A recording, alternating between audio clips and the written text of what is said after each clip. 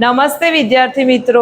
નમસ્તે. મારું નામ રબારી સ્નેહલ કનુભાઈ છે. હું સ્વામી વિવેકાનંદ સર્વોદય એજ્યુકેશન કોલેજ મહેસાણાની પ્રશિક્ષણાર્થી છું. હવે હું તમારું પરિચય લઈશ. તમારું નામ શું છે? તમે ક્યાંથી આવો છો?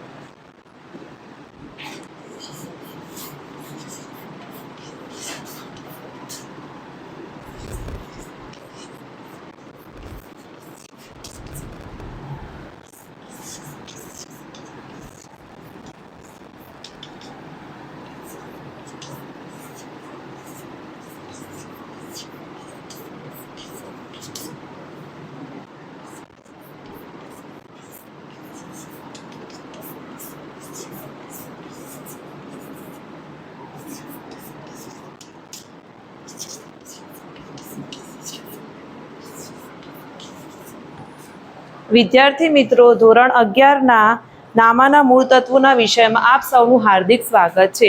આજે આપણે એક મહત્વના એકમ રોકડ વ્યવહારો વિશે અભ્યાસ કરીશું. રોકડ વ્યવહાર એ ચોક્કસ રોકડ ખાતા અને બેંક ખાતાને અસર કરે છે. તેમાં વ્યક્તિના નામનો ઉલ્લેખ ના હોય તો પણ તે રોકડ વ્યવહાર કહે છે. તેના લીધે રોકડ અને બેંક શિલ્લકમાં વધારો કે ઘટાડો થાય છે. હવે વિદ્યાર્થી મિત્રો, આપણે રોકડ વ્યવહારના કેટલાક ઉદાહરણો જોઈશું.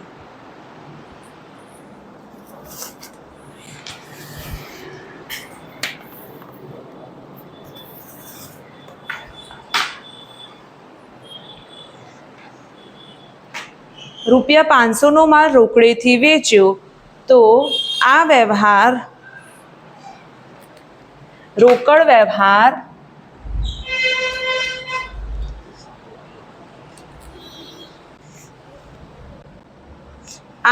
રોકડ વ્યવહાર છે. એના લીધે રોકડ વધે છે.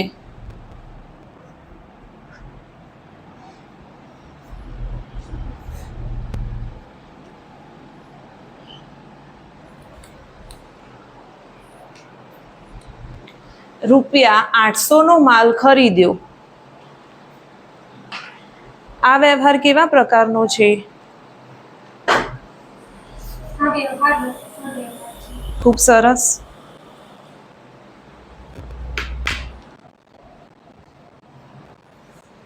આ વ્યવહાર રોકડ વ્યવહાર છે, તો તેના લીધે શું અસર થશે? તેનું કારણ આપો.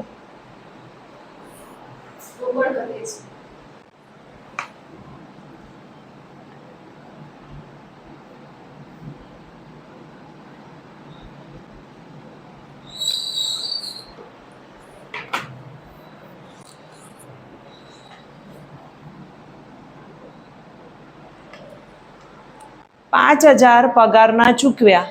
આ વ્યવહારમાં શેની ચૂકવણી કરવામાં આવી છે?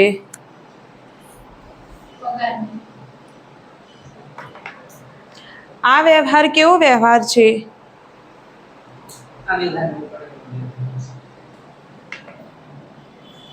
આ વ્યવહારના લીધે રોકડમાં શું ફેરફાર થશે?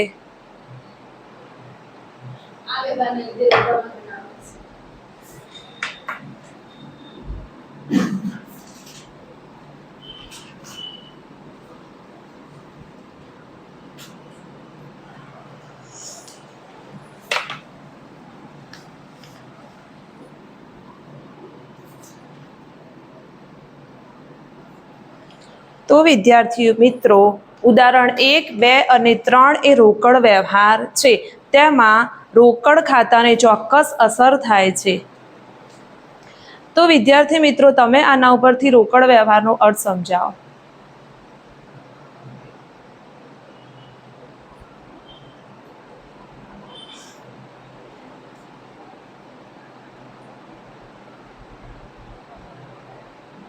તમે બોલો.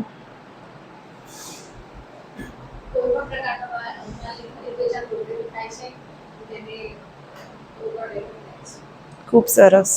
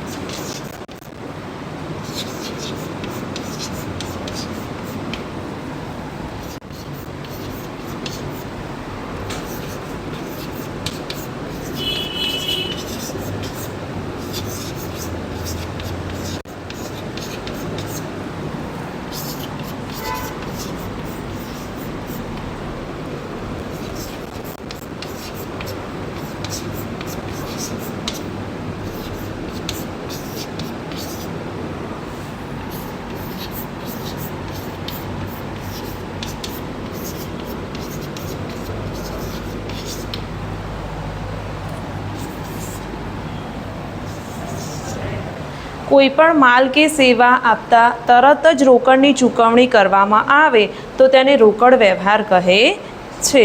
તો વિદ્યાર્થી મિત્રો, તમે કેટલાક રોકડ વ્યવહારના ઉદાહરણ આપો. મિસ્ટર પ્રવીણભાઈએ ₹10,000નો માલ રોકડેથી ખરીદ્યો, જેમાં રોકડ વ્યવહાર છે અને કારણ રોકડમાં બચાવ થશે. ખૂબ સરસ. 7,000 મજૂરીના છૂટે. તેના લીધે રોકડ ખાતાને શું થશે અસર? રોકડ ઘટે છે. કે 7,000 પગારના છૂટ્યા તેમાં રોકડ અને એમાં ઘટી છે. ખૂબ સરસ. Thank you.